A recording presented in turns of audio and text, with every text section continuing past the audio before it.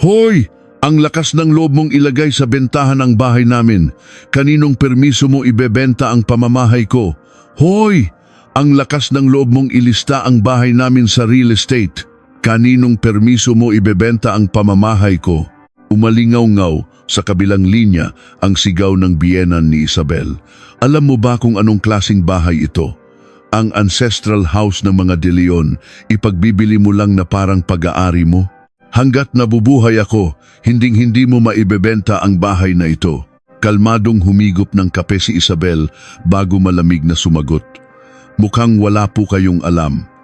Ang bahay na iyan ay pag-aari ko na. Bahay ko, kaya ibebenta ko. Dahil ako na po ang may-ari. Sa araw na iyon, nagsimulang gumuho ang mundo ng pamilya De Leon. Ngunit ang simula ng lahat ng kaguluhan dahil sa isang mansyon ay hindi lamang simpleng hiwalayan.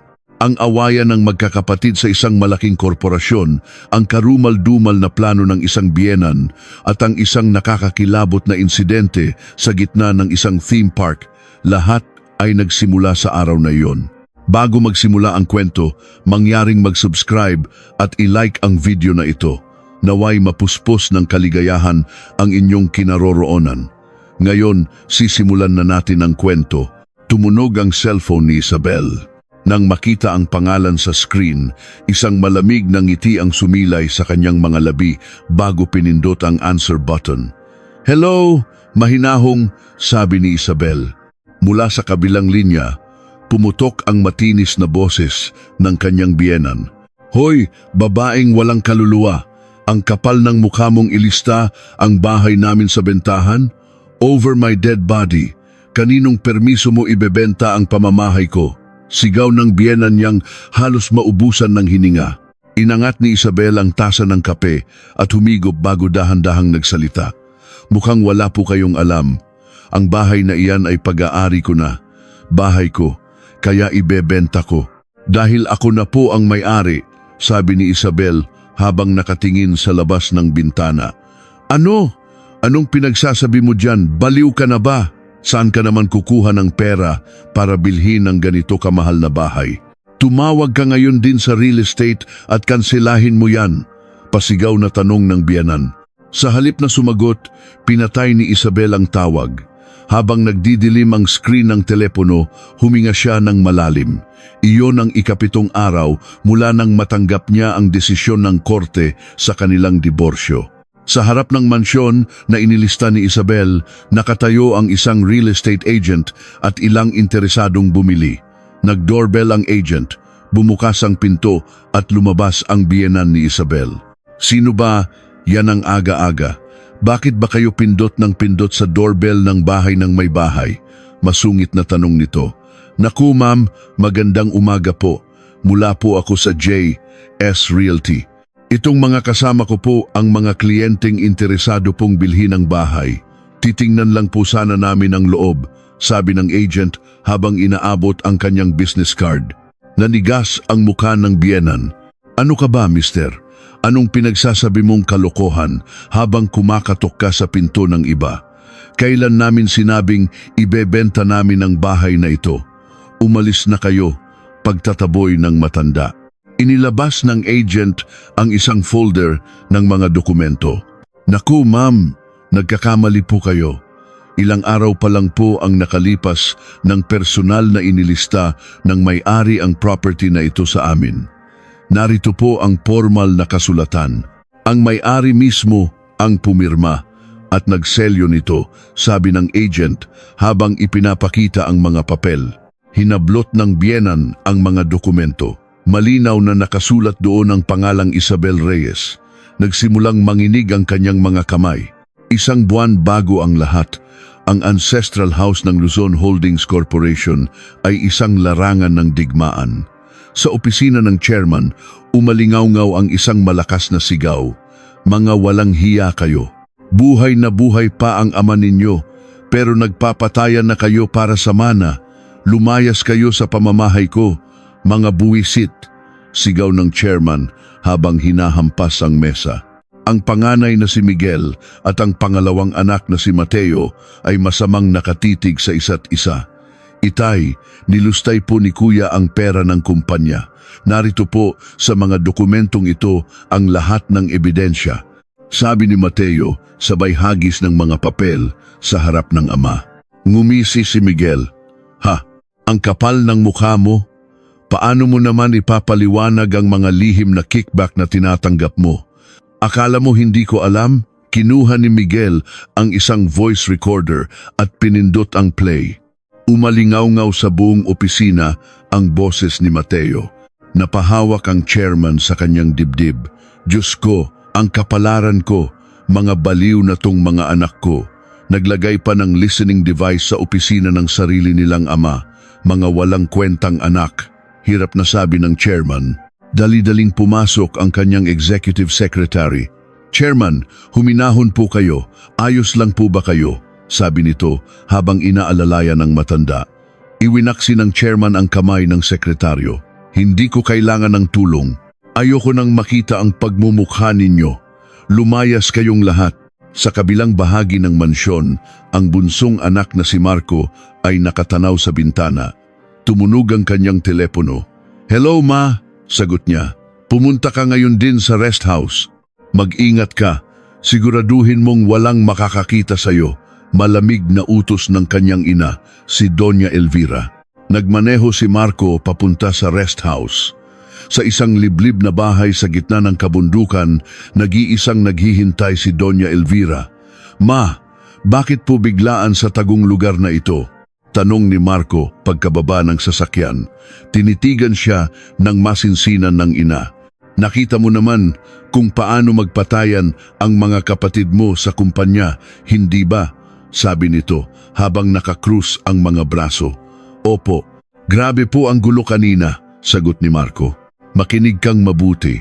Kulang na kulang ang performance mo kumpara sa mga kapatid mo at wala kang kakayahang pamunuan ng kumpanya. Kung magpapatuloy ito, kahit isang kusing wala kang makukuha. Palalayasin ka na lang na parang aso, malamig, nasabi ni Doña Elvira. Napakuyom ng kamao si Marco. Kung ganoon ma, ano po ang dapat kong gawin? Hahayaan ko na lang po ba silang tapak-tapakan ako? Tanong niya. Inilagay ni Doña Elvira ang kamay sa balikat ng anak. Isa lang ang paraan. Kailangan mong maging ang pinakakawawang tao sa buong mundo. Kailangan maawa sa iyo ang lahat, mula sa ama mo hanggang sa buong sambayanan. Doon ka lang makakaligtas. Bulong nito. Naguluhan si Marco. Ano po? Ang pinakakawawang tao sa mundo, ano po ang ibig niyong sabihin? Nanginginig na tanong niya. May ibinulong makalipas ang isang linggo, nagkaroon ng family dinner ang buong pamilya De Leon. Sa malawak na sala, nakaupo ang chairman sa kabisera. Nasa magkabilang gilid sina Miguel at Mateo. Tahimik namang nakaupo sa isang sulok sina Marco at Isabel. Itinaas ng chairman ang kanyang kupita. Ngayon, dahil kumpleto tayong lahat, may espesyal akong sasabihin. Hindi pa natatapos magsalita ang chairman nang ihagis ni Miguel ang isang tumpok ng litrato sa mesa. Mga larawan ito ni Mateo na may kasamang babae sa isang hotel. Ano to? Kuya, nababaliw ka na ba? Sigaw ni Mateo. Binuksan din ni Mateo ang kanyang briefcase at naglabas ng mga litrato. Mga larawan naman ito ni Miguel na umiinom kasama ang mga babae sa isang mamahaling KTV bar. Akala mo malinis ka. Alam ko rin ang mga kalokohan mo sa likod. Isinambulat ni Mateo ang mga litrato sa mukha ng kapatid. Ibinagsak ng chairman ang kanyang kopita sa sahig. Nagsiliparan ng mga bubog. Mga hayop kayo. Wala na ba kayong kahihiyan sa harap ko? Anong klasing mga demonyo kayo? Sigaw ng chairman. Nagsabunutan na sina Miguel at Mateo. Muntik nang matumba ang chairman. Chairman, naku po, maghunos dili po kayo. Alalay ng sekretaryo. Huwag niyo akong hawakan. Sa tingin niyo, ipapamana ko ang kumpanya sa mga hayop na tulad ninyo. Kahit isang kusing, hindi ninyo makukuha. Lumayas kayo. Sigaw ng chairman bago tuluyang mapaupo sa sofa at umalis na inaalalayan ng sekretaryo. Tahimik na tumayo si Marco. Hinawakan ni Isabel ang kanyang kamay. Mahal, ayos ka lang? Namumutla ka. Nag-aalalang tanong ni Isabel. Tinabig ni Marco ang kamay niya. Pwede ba? Bitiwan mo ako. Sasabog na ang ulo ko. Iwanan mo muna akong mag-isa. Malamig na sabi ni Marco bago umalis. Naiwang mag-isa si Isabel sa sala, napapaligiran ng mga basag na bubog. Nang gabing iyon, nakipagkita si Marco sa isang lalaki sa basement parking ng isang hotel. Kayo po ba si Mr. Marco De Leon? Tanong ng lalaking naka-dark sunglasses. Oo, ako nga. Baka may makakita sa atin, kaya bilisan na natin, sagot ni Marco. Narinig ko na po ang kailangan ninyo. Sisiguraduhin kong malinis ang trabaho, basta't ibigay nyo na ang napag-usapang down payment, sabi ng lalaki. Inabot ni Marco ang isang itim na bag. Binuksan ito ng lalaki at nakita ang tumpok-tumpok na pera. Itutuloy na ba natin? Nanginginig na tanong ni Marco. Sa darating na weekend ang pinakamagandang pagkakataon. Dalhin ninyo sila sa lugar na maraming tao. Mas madaling kumilos kapag magulo ang paligid, sabi ng lalaki. Tumango si Marco. Pagkalipas ng 2 araw, umuwi si Marco. Mahal, sa weekend, pumunta kaya tayo sa Enchanted Kingdom? Masyado na akong naging abala sa trabaho, masayang sabi ni Marco. Nagulat si Isabel. Talaga? Pero gabi ka na, laging umuuwi at pagod ka sa trabaho. Hindi ba mas magandang magpahinga ka na lang sa bahay? Maingat na tanong niya. Hindi, okay lang. Mas mahalaga ang pamilya ko. Sa weekend, buong araw tayong magkakasama, pilit na ngumiti si Marco. Yehey, Papa, totoo ba? Pupunta tayo sa EK, kakain ng cotton candy at sasakay sa bump cars? Masayang tanong ng kanilang anak. Binuhat ni Marco ang bata. Oo naman, anak. Promise ni Papa yan, sabi niya. Tuwang-tuwa si Isabel. Naku, ang saya naman ng anak ko. Sige, mag-iimpake na ako ng mga damit at masasarap na baon. Pumasok si Marco sa kanyang study at binuksan ang computer. Nag-book siya ng tickets sa website ng Enchanted Kingdom. Pinili niya ang regular tickets, hindi ang VIP pass. Matapos magbayad, kinuha niya ang kanyang telepono. Sa darating na Sabado, 2 p.m., sa gitnang plaza ng EK. Maging handa, text niya. Mabilis na dumating ang reply. Makakaasa kayo. Gagawin ko ang trabaho. Dumating ang Sabado ng umaga. Habang nag-aayos si Isabel, may nag-doorbell. Si Doña Elvira pala. Ma, ang aga nyo naman po. Wala po kayong pasabi, sabi ni Marco. Bakit? Bawal bang dalawin ng apo ko? Sagot ng matanda. Good morning po, ma'am. Kumain na po ba kayo? Bati ni Isabel. Kumain na ako. Saan ba ang punta ninyo? At abalang-abala kayo? Tanong ni Doña Elvira. Nagyaya po kasi si Marco na mamasyal sa Enchanted Kingdom, ma'am. Matagal na rin po kaming hindi nakakalabas. Nakangiting sagot ni Isabel. Nagkatinginan si Doña Elvira at Marco. May mensaheng ipinahiwatig ang mga mata ng matanda. Tumango ng bahagya si Marco. Ganoon ba? Naku, maraming tao doon. Mag-ingat kayo ha. Huwag mong bibitiwan ang kamay ng apo ko. Nakangiting sabi ni Doña Elvira. Ngunit ang ngiting iyon ay malamig at puno ng kasinungalingan. Habang nasa biyahe, masayang-masaya ang bata. Mama, sa EK, gusto kong makita yung malaking tigre at kumain ng pinakamalaking cotton candy, sabi ng bata. Oo naman anak, malapit na tayo, sagot ni Isabel. Mula sa rearview mirror, pinanood ni Marco ang kanyang mag-ina. Humigpit ang hawak niya sa manibela. Pagdating sa parking lot ng Enchanted Kingdom, puno na ng tao. Nandito na tayo, Prince. Baba na, sabi ni Marco. Pagbaba nila, rinig na ang masayang tugtog ng parade mula sa entrance. Mahal, may parade yata sa entrance. Gusto yan ng anak natin. Tara, puntahan natin. Yaya ni Marco. Sumunod naman si Isabel. Tiningnan ni Marco ang oras sa kanyang telepono. 1:50 p.m. Makalipas ang 1 oras, hawak ni Isabel ang kamay ng anak habang kumakain ito ng cotton candy. Masaya silang naglalakad. Mama, Bili tayo ng lobo, yaya ng bata. Dahan-dahan namang sumusunod sa likuran si Marco. Tiningnan niya ulit ang oras. 2:05 p.m. Nasa tapat na sila ng gitnang plaza. Mahal, may palabas yata doon sa plaza. Panuorin natin, sabi ni Marco. Dinala niya si Isabel sa gitna ng maraming tao. Dito, mas maganda ang view, sabi niya. Kinalong ni Isabel ang anak. Ayan, kita mo na anak? Masayang tanong niya. Dahan-dahang lumayo si Marco ng ilang hakbang. Ang tingin niya ay nasa isang stall sa gilid ng plaza. Isang lalaking nakaitim na sombrero ang nakatayo sa likod nito. Nagkatinginan sila. Lumapit si Marco sa stall. Magkano itong laruan? Tanong niya. 150 pesos po, sir, sagot ng tindero. Biglang inihagis ni Marco ang laruan. 150. Ang mahal naman nito, sigaw niya. Nagulat ang tindero. Sir, bakit po? Sinipa ni Marco ang stall at nagkalat ang mga paninda. Manloloko ka, sigaw niya. Lumingon ang mga tao, pati na si Isabel. Mahal, akmang lalapitan ni Isabel si Marco. Sa sandaling iyon, mabilis na kumilos ang lalaking nakaitim na sombrero. Dumaan ito sa tabi ni Isabel at mabilis na dinukot ang bata. Napatingin si Isabel sa kanyang mga braso. Wala na ang anak niya. Namutla siya. Anak ko! Nasaan ang anak ko? Sigaw niya habang palingalinga. Tumatakbong lumapit si Marco. Anong nangyari? Tanong niya. Nawawala ang anak natin. Kani-kanina lang, nandito lang siya. Nanginginig na sagot ni Isabel. Nagsimulang tumakbo si Isabel sa buong plaza. Sumisigaw.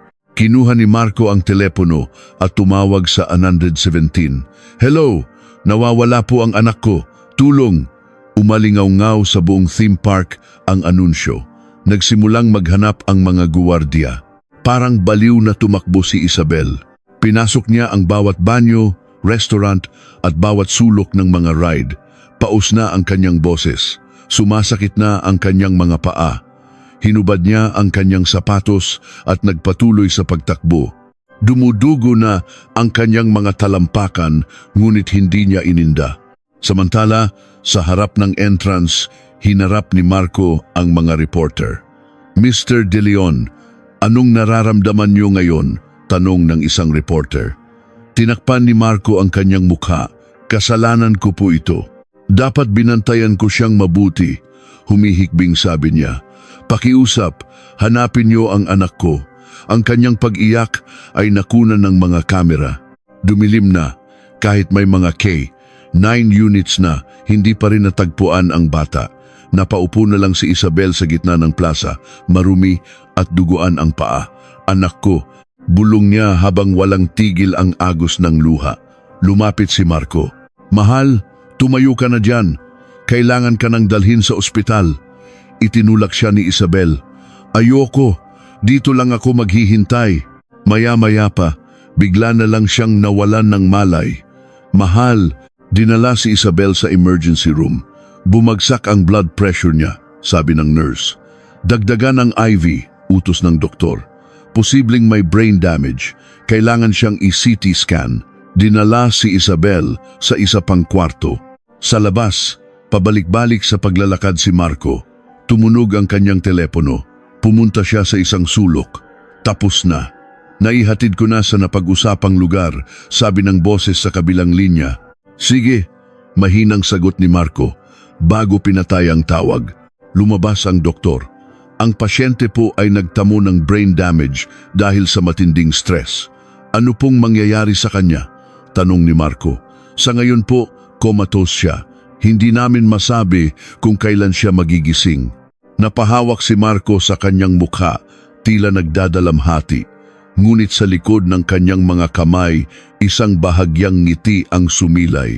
Makalipas ang isang linggo, nakahiga pa rin si Isabel sa ICU. Pumasok si Marco. Mahal, patawarin mo ako, bulong niya. Sa labas, naghihintay ang mga reporter. Sir, kamusta na po ang misis niyo? Hindi pa rin po alam kung kailan siya magigising, kunwaring umiiyak na sabi ni Marco. Ang kanyang kaawa-awang imahe ay laman ng balita. Sa opisina ng Luzon Holdings, pinapanood ng chairman ang balita. Kawawang bata, bulong niya. Chairman, lalo pong naging kaawa-awa si Sir Marco, sabi ng sekretaryo. Kamusta na sina Miguel at Mateo? Tanong ng chairman. Nagsisiraan pa rin po, sagot ng sekretaryo. Kung ganoon, si Marco na lang ang gagawin kong tagapagmana, sabi ng chairman. Makalipas ang isang buwan, naging laman ng media si Marco. Ano po ang nararamdaman ninyo bilang isang amang nawalan ng anak? Tanong ng isang talk show host. Gabi-gabi po akong hindi makatulog, sagot ni Marco habang nagpupunas ng luha. Tumaas ang simpatya ng publiko sa kanya. Sa isang board meeting, iminungkahi ng isang direktor na bigyan si Marco ng mas malaking responsibilidad. Pumayag ang chairman. Livid na livid sina Miguel at Mateo, ngunit wala silang magawa. Samantala, sa ICU, may kakaibang nangyayari. Nagsimulang gumalaw ng bahagya ang mga daliri ni Isabel. Isang gabi, pumasok si Marco kasama si Doña Elvira. Nahanap mo na ba ang bata? Tanong ng matanda. Ipinadala ko na po sa isang probinsya sa Mindanao, sagot ni Marco. Tiningnan ni Doña Elvira si Isabel. Kailan ba mamamatay yan? Malamig na tanong niya. Ma, wag po kayong magsalita ng ganyan, saway ni Marco. Inabot ni Doña Elvira ang plug ng life support machine. Tanggalin na lang natin to. Pinigilan siya ni Marco. Wag po. Maghihinala ang mga tao. Kinaladkad niya ang inapalabas. Sa kama, bahagyang nanginig ang talukap ng mata ni Isabel. Ilang araw ang lumipas. May dinalang babae si Marco sa kwarto ni Isabel. Katrina, ito na ang magiging bahay natin, sabi ni Marco. Kailan ba mawawala yang babaeng yan? Naiinis na tanong ni Katrina. Niyakap siya ni Marco. Huwag kang mag-alala, malapit nang matapos. Pumasok si Doña Elvira. Katrina, mula ngayon, ikaw na ang manugang ko. Yumuko si Katrina. Salamat po tita. Napangiti ang matanda. Sa kama, mahigpit na nakakuyom ang kamao ni Isabel. Gabi, patay ang ilaw sa kwarto. Dahan-dahang iminulat ni Isabel ang kanyang mga mata. Maingat siyang bumangon. Nanghihina ang kanyang mga binti. Gamit ang pader bilang suporta. Nagsimula siyang maglakad. Napaluhod siya. Nagtiimbagang siya at muling tumayo. Isang hakbang, dalawang hakbang. May narinig siyang yabag sa labas. Mabilis siyang bumalik sa kama at nagpanggap na tulog. Sumilip ang isang nurse, chinek ang chart at umalis. Muling iminulat ni Isabel ang mga mata. May luhang dumadaloy. Kinabukasan, habang naglilinis ang isang nurse, napansin niyang may kunot sa kumot na wala doon kagabi. Tiningnan niya si Isabel. Dahan-dahan niyang hinawakan ang kamay nito. Ma'am, naririnig niyo po ba ako? Bulong niya. Bahagyang gumalaw ang daliri ni Isabel. Nagulat ang nurse. Tumingin siya sa paligid. Muli siyang lumapit. Tutulungan ko po kayo, bulong niya. Mula noon, gabi-gabi ay nag-iiwan ang nurse ng business newspaper sa ilalim ng kama ni Isabel. Binabasa ni Isabel ang lahat ng balita tungkol sa Luzon Holdings. Naalala niya ang lahat ang boses ni Marco, ang malamig na kamay ni Doña Elvira, ang pang-aalipusta ni Katrina. Gabi-gabi, nagsasanay siyang maglakad. 6 na buwan ang lumipas.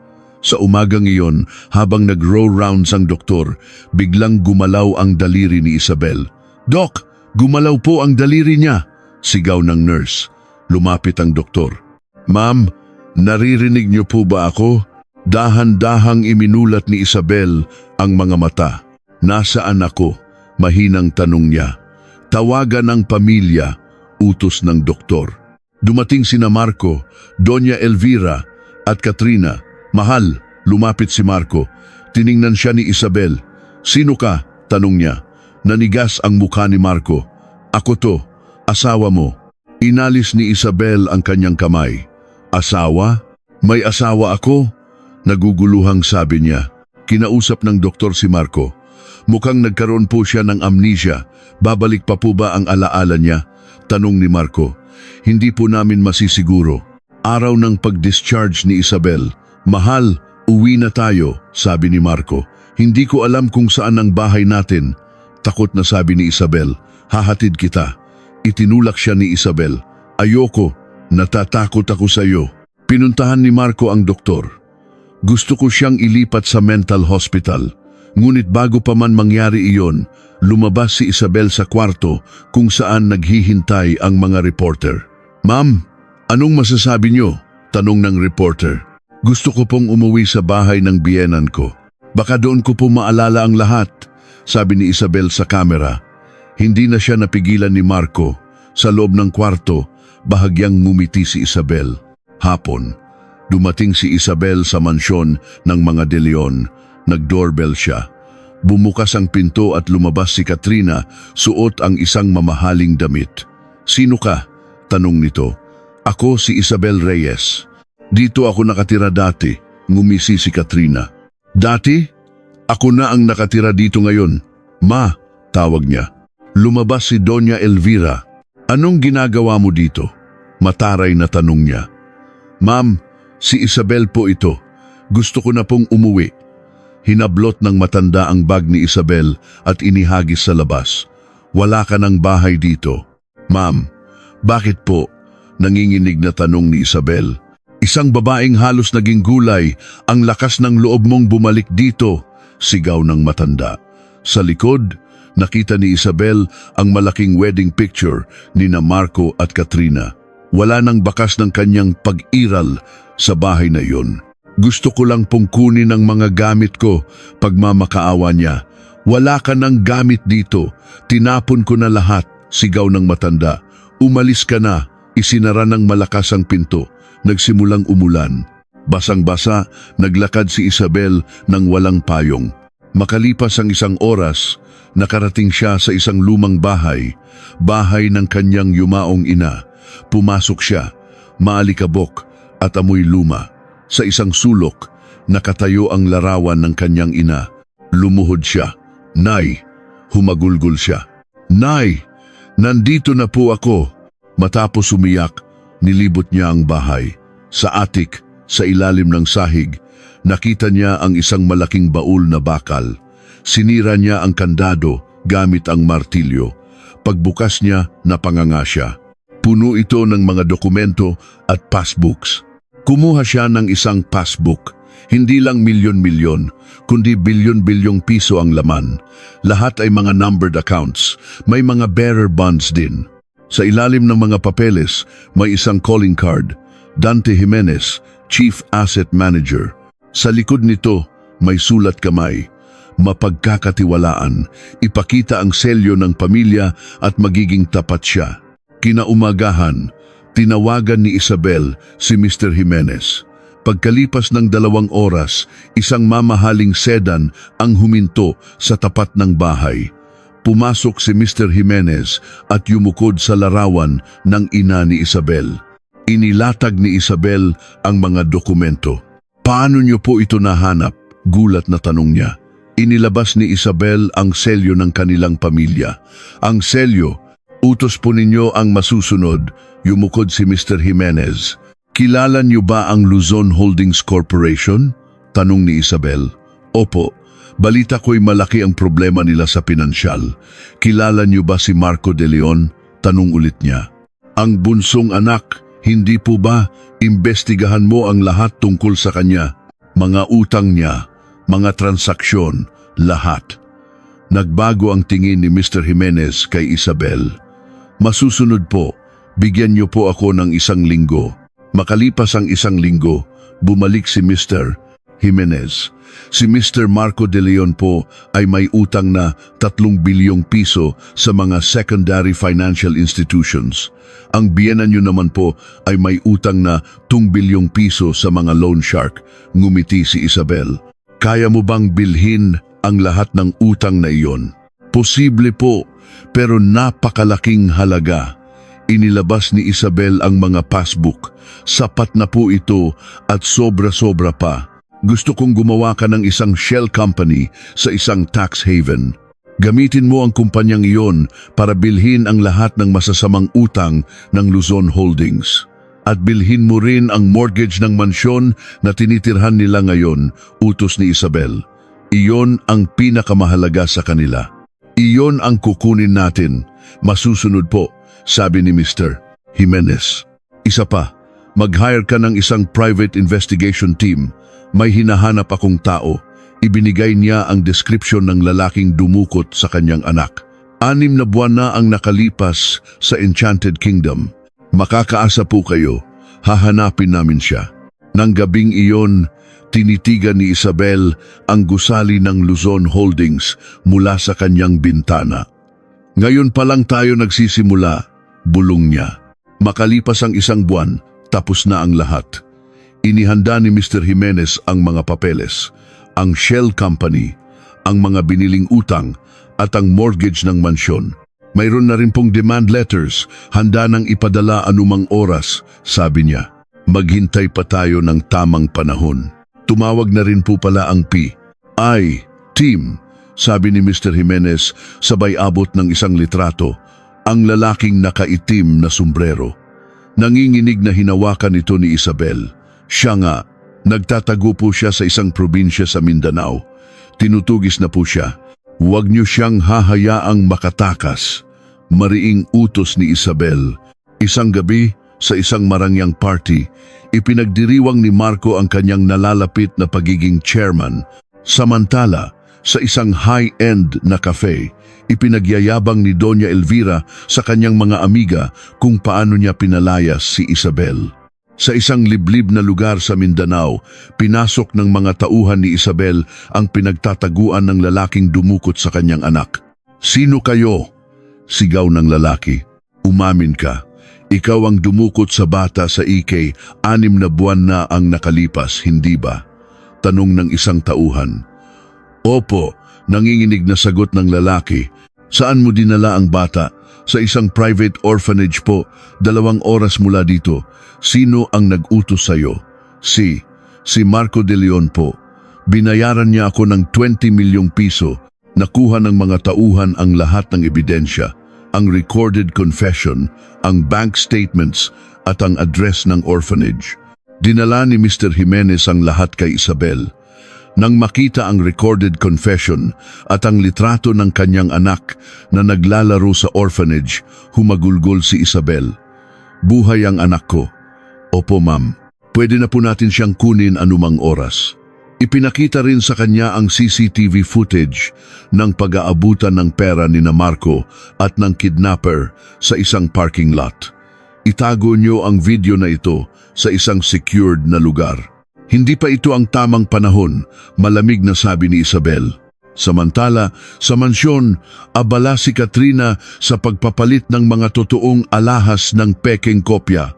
Habang itinatago ang mga ninakaw sa isang lihim na vault, biglang dumating si Marco, namumutla. Anong problema? Tanong ni Katrina. Ipinakita ni Marco ang isang demand letter. Pinapabayad nila agad ang 3 bilyong utang ko sa loob ng 1 buwan. Saan naman tayo kukuha ng ganoong kalaking pera? Gulat na tanong ni Katrina. Sinubukan ni Marco na umutang sa mga bangko, ngunit lahat ay tumanggi. Tinawag siya ng kanyang ama. Sa opisina, ibinagsak ng chairman ang listahan ng mga utang ni Marco. Paano ka nagkautang ng 5 bilyong piso? Tinatanggal ka na sa posisyon mo. Wala ka nang makukuhang pondo mula sa kumpanya, sigaw ng chairman. Pag-uwi ni Marco, sinabi niya ang lahat kay Doña Elvira. Kailangan nating ibenta ang bahay na ito, sabi ni Marco. Ano? Hinding-hindi, sigaw ng ina. Ngunit walang ibang paraan. Lihim na tinawagan ni Marco ang isang real estate agent. Ibebenta ko ng palugi, kalahati ng presyo, basta't mabilis, sabi niya. Ang balitang ito ay mabilis na nakarating kay Mr. Jimenez na agad namang ipinaalam kay Isabel. Bilhin natin ang bahay, desididong sabi ni Isabel.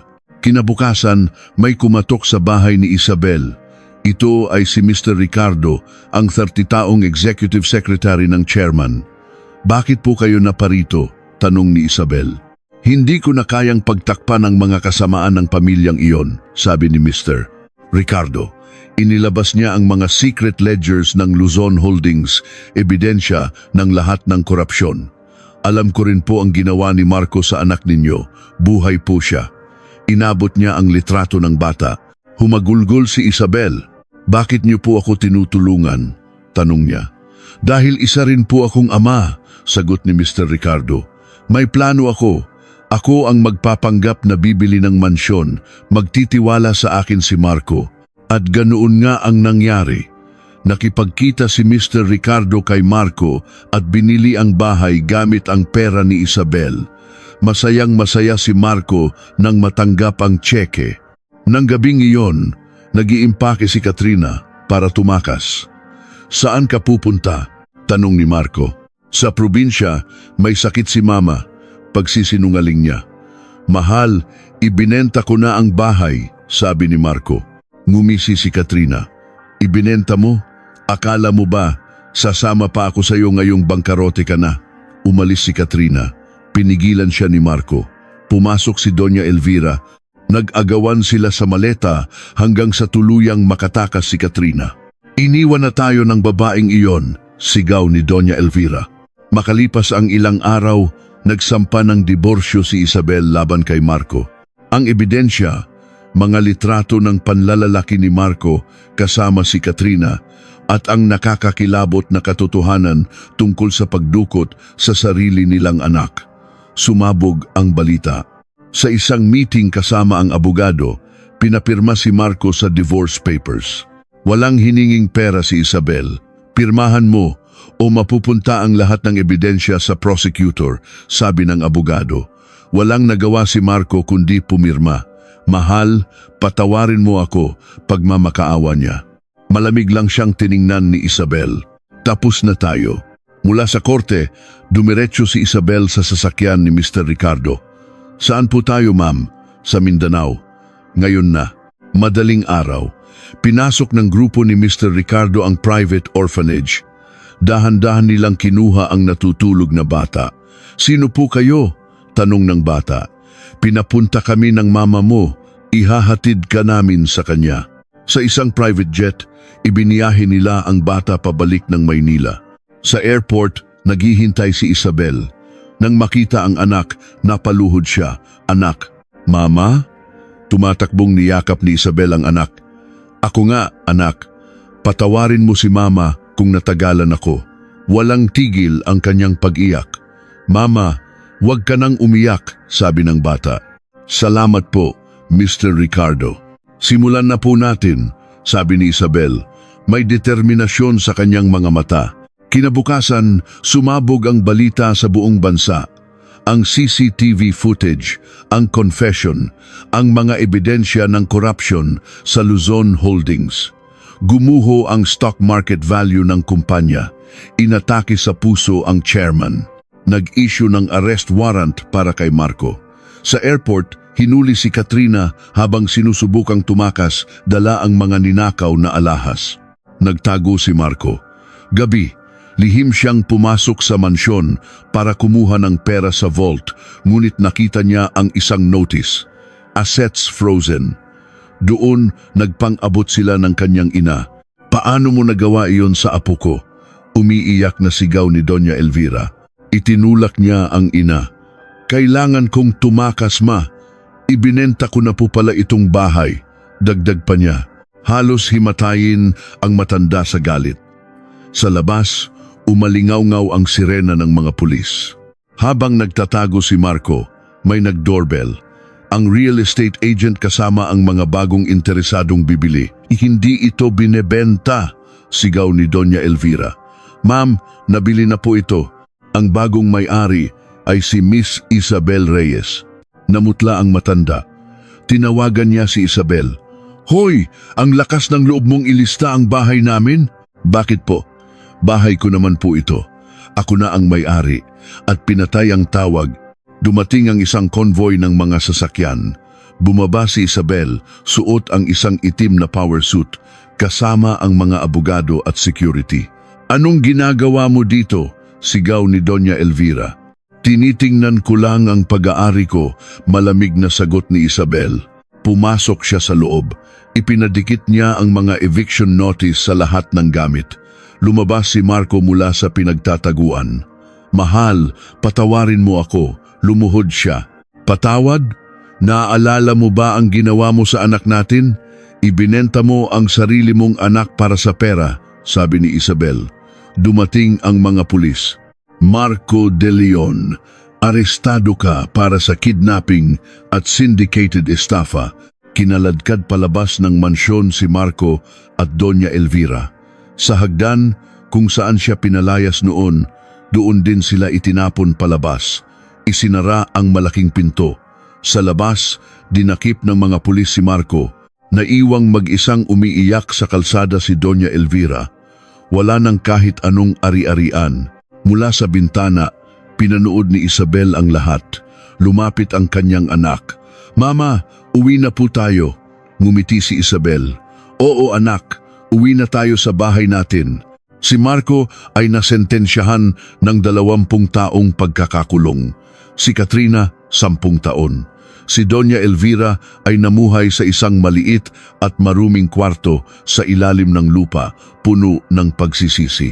Ang Luzon Holdings ay kinuha ng mga professional manager at tuluyang inalis sa pamamahala ang pamilya De Leon. 2 buwan ang lumipas, ipinarenovate ni Isabel ang buong mansyon. Pinalitan niya ito ng maliliwanag na kulay at ginawang isang masayang tahanan para sa kanyang anak. Nagtayo siya ng isang foundation, ang Isabel Reyes Foundation for Women Empowerment, para tulungan ang mga babaeng nakaranas ng hirap. Siya ang naging chairperson at si Mr. Ricardo ang kanyang kanang kamay. 3 taon nang lumipas. Sa isang maaraw na hapon, masayang naglalaro sa hardin si Isabel at ang kanyang anak kasama ang kanilang alagang aso. Puno ng tawanan at kaligayahan ang paligid. Ang dating madilim na mansyon ay naging isang simbolo ng pag-asa at bagong simula. "Mama, masaya ka ba?" tanong ng kanyang anak. Niyakap niya ito ng mahigpit. "Oo anak, sobrang saya ni Mama." Natagpuan ni Isabel ang tunay na kapayapaan, hindi sa paghihiganti, kundi sa pagiging isang mas mabuting tao at pagtulong sa kapwa. Ang tunay na tagumpay ay ang pagbangon mula sa abo at pag-aalay ng liwanag sa iba. Kung napakinggan nyo ang kwento hanggang sa dulo, mangyaring mag-iwan ng komento na maganda ang kwento. Salamat po.